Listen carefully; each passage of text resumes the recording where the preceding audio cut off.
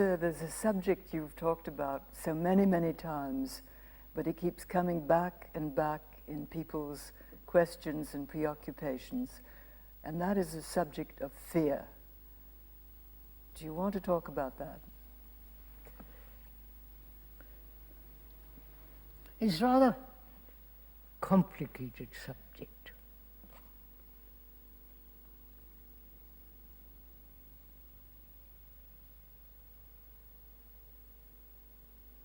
It really requires a great deal of inquiry because it is so subtle, so varied, so abstract,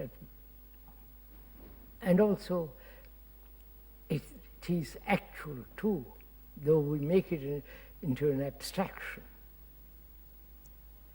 The actuality of fear and the idea of fear, which is the abstraction of fear into an idea.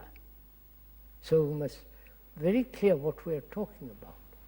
The abstraction as an idea of fear, or the actuality of fear. You and I sitting, or all of us sitting here, at this present moment we are not afraid. There is no sense of apprehension or danger. At this instant there is no fear.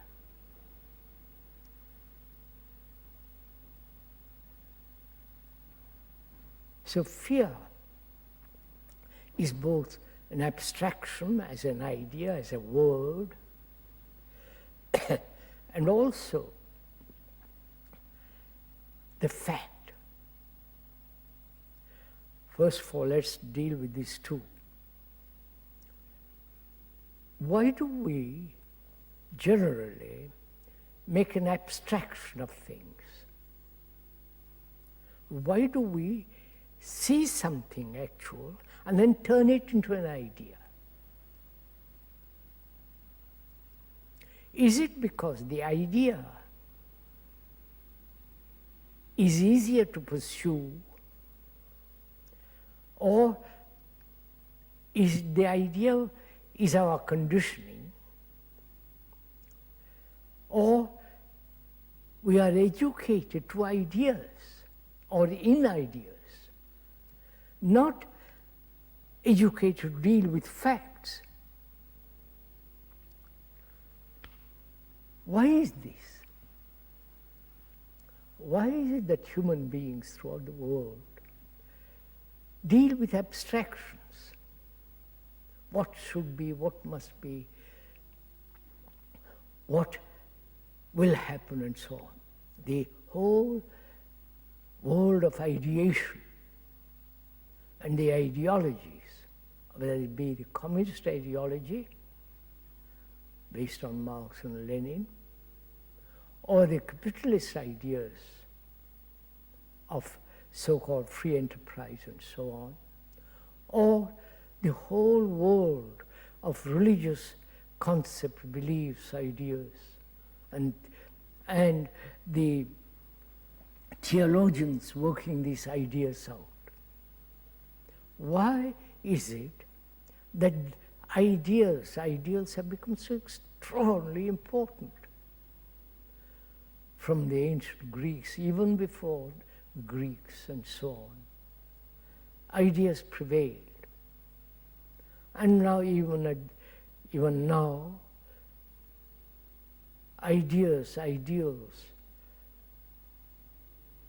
separate man, and they bring wars, all kinds of. Why do human beings, or why do the brain of human beings operate this way? Is it because they cannot deal with facts directly, and so escape subtly into ideations? If one sees ideas, the ideas are really very divisive factor. They bring friction. They divide communities, nations, sects, religions, and so on. Which is ideas, beliefs, faith, all that is based on thought. And facts.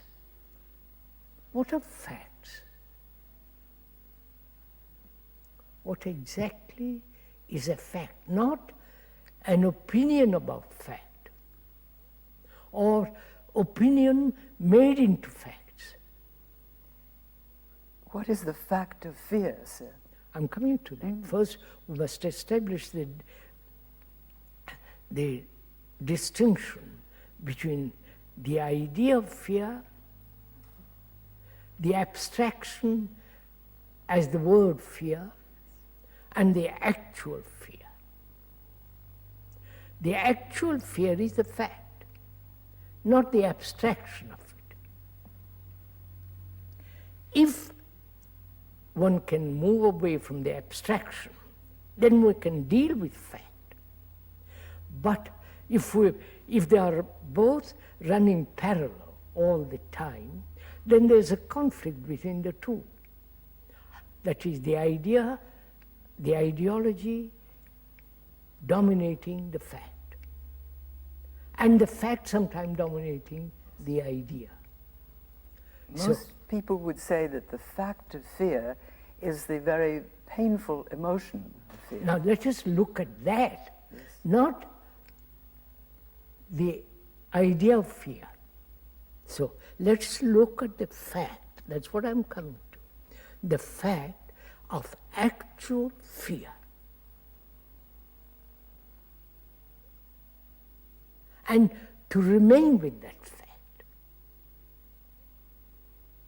which requires a great deal of inward discipline. Can you describe what remaining with the fact of fear actually is? It's like holding a jewel, an intricate pattern by an artist who has brought this extraordinary jewel. You look at it. You don't condemn it. You don't say how beautiful and run away with words, but you are looking at this extraordinary thing put together by hand, by a cunning fingers and the mind that the brain that has brought this. You're watching it, you're looking at it, you're turn it round, look at it various sides, the back and the front and the side, and you never let it go. Do you mean that you just feel it very acutely, very sensitively, with great care? Care, that's what happens. But you feel it, because it's an emotion. You have the feeling of beauty, the feeling of the intricate pattern and the sparkle of the brightness, the sparkle of the jewels and so on. So can we deal with the fact of fear and look at it that way? Not escape. Not say, well, I don't like fear, get nervous and apprehensive and suppress it, or control it, or deny it, or try move it into another field. If we can do all that, just remain with that fear. So fear then becomes an actual fact, which is there, whether you are conscious of it or not, whether you have hidden it very, very, very deeply, is still there. So then we can ask very carefully and hesitantly, what is this fear? Why human beings, after this tremendous evolution, still live with fear?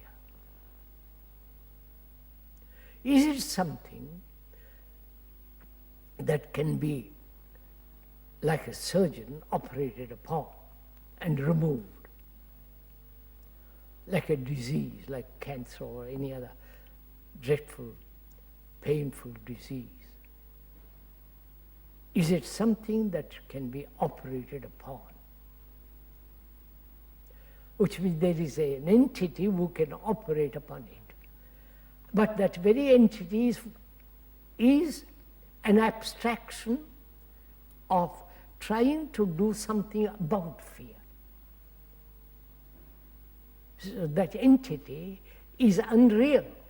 What is factual is fear. And this requires very careful attention, not to be caught in this abstraction of the one who says, I'm observing fear, or one who says, I must put away fear, or control fear, and so on. It is we are watching fear, not who is watching. The one who watches is also the outcome of fear. If this is clear, that the observer, to go back to our old saying, the observer is the observed, the thinker is the thought, the doer is the entity who is doing. There is no division. And so, if there is no division, which is an extraordinary fact to realize, fact, not an idea I must realize, it's an extraordinary fact that there is no division between the observer and the observed. And therefore, there is no conflict. Conflict exists when there is the observer different from the observed, which is what most of us do, and therefore live with perpetual conflict. That's another matter. So, can we look at that fear? And in the very act of looking, watching fear, one begins to discover the origin of fear, the beginning, what is the causation of fear. Because the very fact of looking at it is to see how it came about. Not analyze fear, because the analyzer is the analyzed. Not analyze, dissect fear, but that very close, delicate watching reveals the content of fear. The content being the origin, the beginning, the causation. Because where there is a cause, there is an end. Right? The cause can never be different from the result. So, the discovery or in the observation, in the watching, the causation is revealed. So the causation that you're speaking of is presumably not an individual fear, particular fear. Oh no, You're no, speaking no. of the fear. causation of fear itself. Fear itself, not the various forms of fear. I mean, that's what we generally see how we break up fear. That's part of our tradition, to bring about a fragmentation of fear. Therefore, be concerned only with one type of fear, not the whole tree of fear, not a particular branch or particular leaf of fear, but the whole nature, the structure, the quality of fear. And in observing that very closely, watching it, in the very watching, there is the revelation of the causation. Not you analyze to find out the cause. But the very watching is showing the causation, which is time and thought. Of course, that's simple when you put it that way. Everybody will accept it's time and thought. If there was no time and thought, there is no fear. Well, could you enlarge a little bit on that? Because most people think that that there is something, that there is, how can I put it? That they don't see that there is no future. They think, I'm afraid now from a cause. They don't see the factor of time and thought. I think it's fairly simple.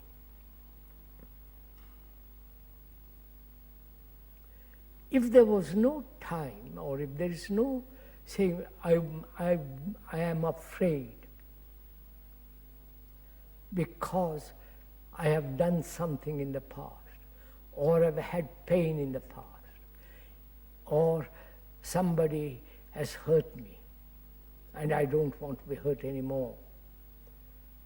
Or that is the past, the background, which is time.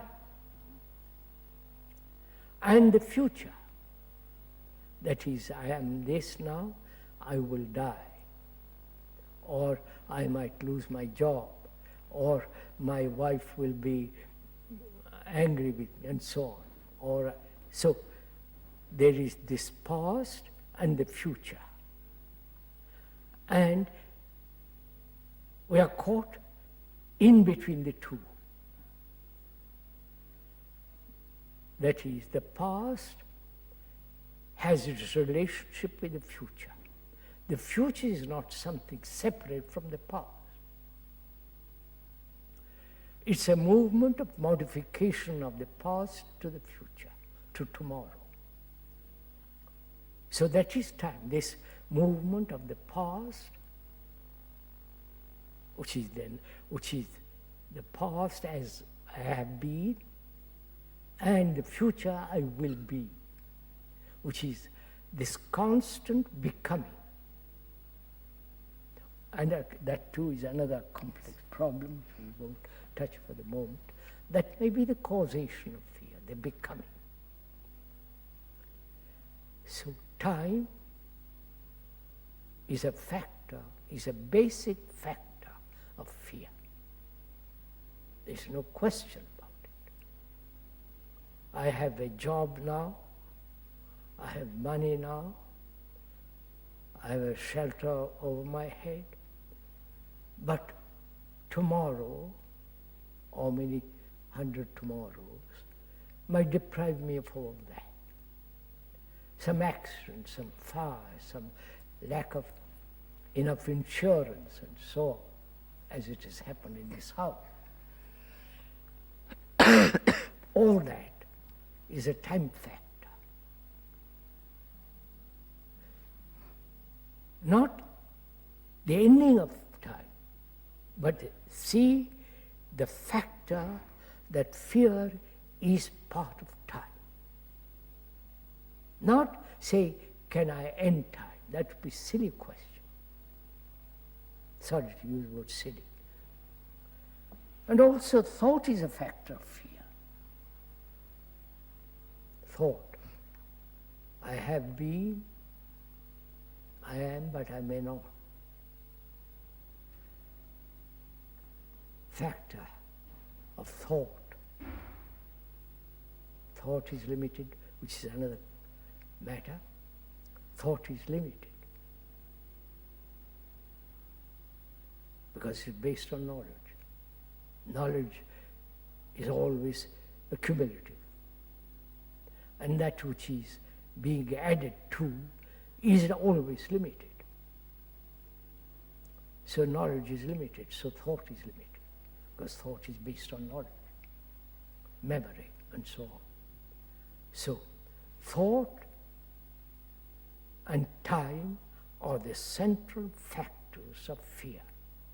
Thought is not separate from time. They are one. They are not divorced. They are not separate. So these are the facts. This is the causation of fear. Now, that's a fact, not an idea, not an abstraction. That thought and time is the cause of fear, not all. It's singular. So,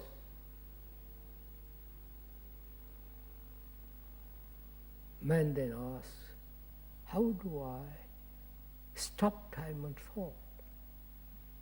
Because his intention, his desire, his longing is to be free from fear. And so he's caught in his own desire to be free, but he's not watching. He's not watching very carefully the causation. When you're watching very carefully, without any movement, watching implies a state of the brain in which there is no movement. It's like watching a bird. And if you watch the bird very closely, as we watched this morning, that dove on the windowsill, you watched all the feathers, the red eyes, the sparkle in the eyes, the beak, the shape of its head, the wings, and so on. You watch it very carefully. And that which you watch very, very carefully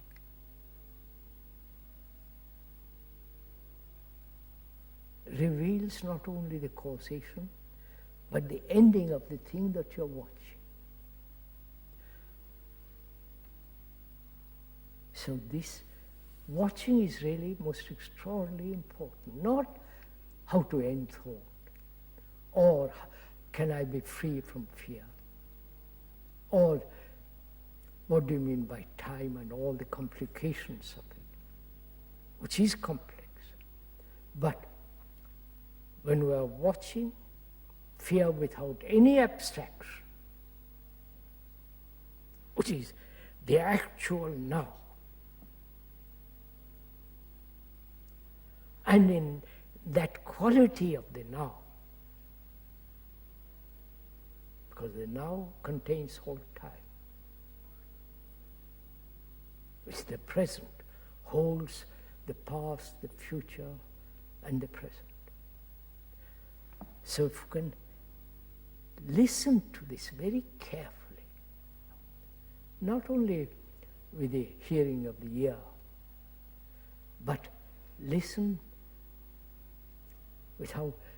to the word and go beyond the word and see the actual nature of fear. Not read about fear, but how watching becomes so extraordinarily beautiful, sensitive, alive. All this requires an extraordinary quality of attention.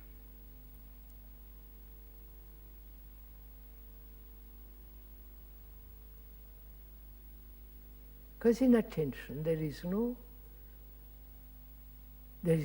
activity of the self.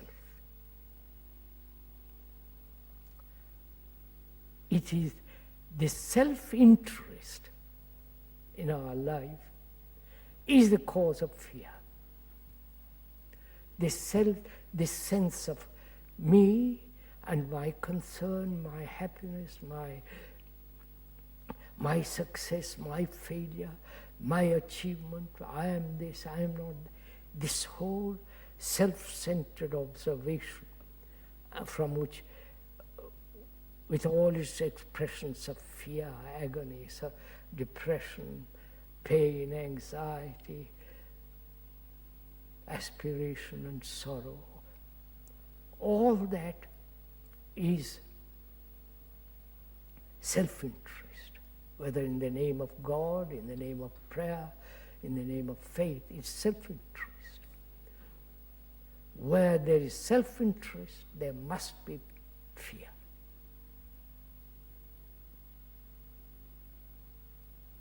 And all the consequences of fear.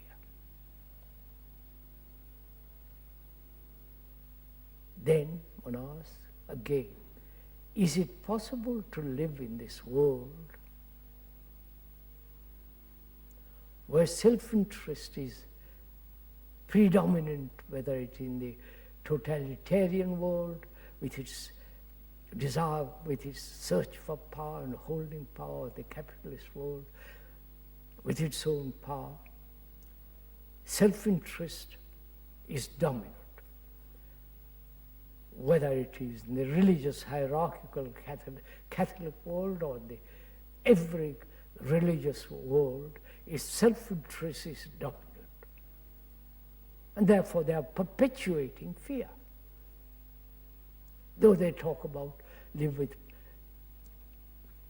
parchment terrace, which is peace on earth, they really don't mean it.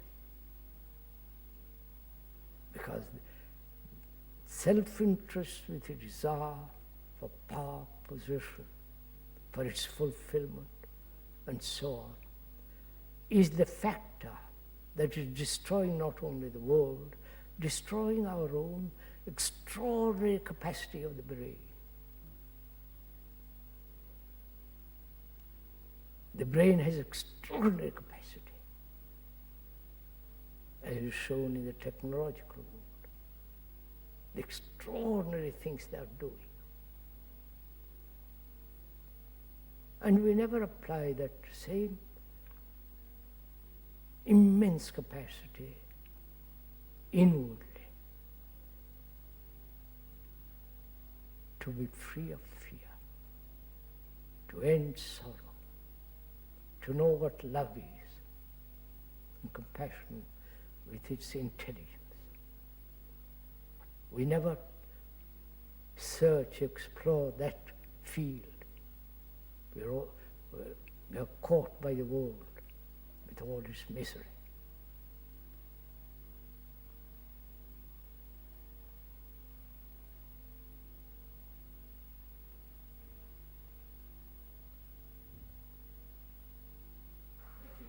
Right, finished.